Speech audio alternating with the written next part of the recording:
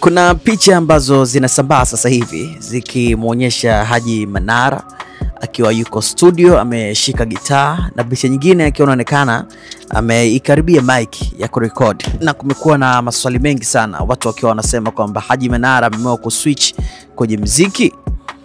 Sasa kwa sababu pia amevaa kanzu, watu wakasema labda Haji Manara sasa hivi ameamua kuswitch kwenye muziki wa kaswida. Kulingana na namna ambavyo mwenyewe pia tunamjua Haji Manara ni mtoto wa chuoni, Qur'ani kidogo ipo kichwani na nini.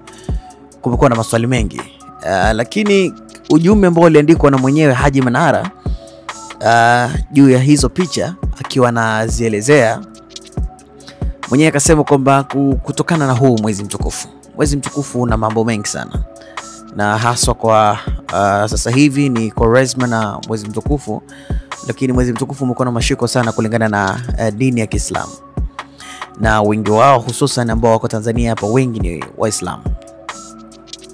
Haji Manara ameamua kuingia studio.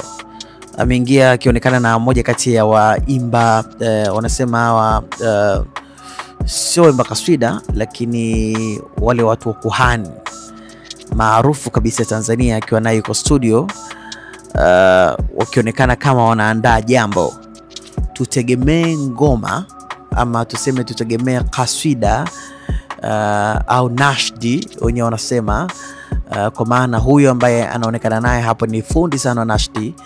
Kwa hiyo tutegemee kaswida ama nashdi kutoka kwa Haji Manara, aidha ameshirikishwa, aidha ya kwake, aidha kwa sababu ya ukubwa wake basi wameitengeneza ili izidi au isambae kwa haraka na kuwafikia watu wengi zaidi kulingana na jina la Haji Manara. Kwa hiyo tutegemee kaswida kutoka kwa Haji Manara.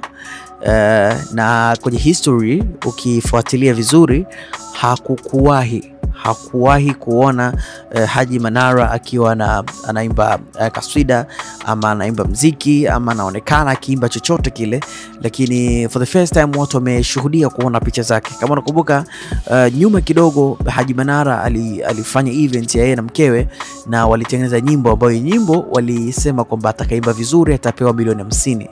Na kama unakumbuka ndio ngoma ambayo ya Nandi ilikuwa inaitwa ile da.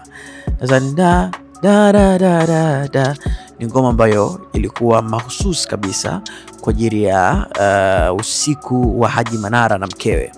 Alitoa ofa ya milioni 50 kwa yoyote ambaye atatengeneza nyimbo nzuri kwa ajili ya kuitumia kwenye harusi yake, na Haji Manara kampa nafasi Nandi, na Nandi akacheza hiyo ngoma. Ni ngoma moja kati ya ngoma ambazo Nandi zinafanya vizuri sana, kwa sababu kutokea hapo Nandi pia akafanya remix na Alikiba na nini, ngoma ikawa imeenda sana, watu wameipenda namna beat imepigwa, lakini mashabiki pia waliipokea sana. Nadhani ukubwa huo Haji Manara una tafsiri ya hichi ambacho kinaenda kutendeka sasa hivi huko studio. Inawezekana pia kashirikishwa, inawezekana katia maneno kidogo, inawezekana nini, lakini tutegemea kaswida ama nashdi kutoka kwa Haji Manara kwenye mwezi huu mtukufu. Yeye mmoja kati ya watu Waislamu waliosoma dini, naamini kwamba kuna kitu kizuri ametuandalia.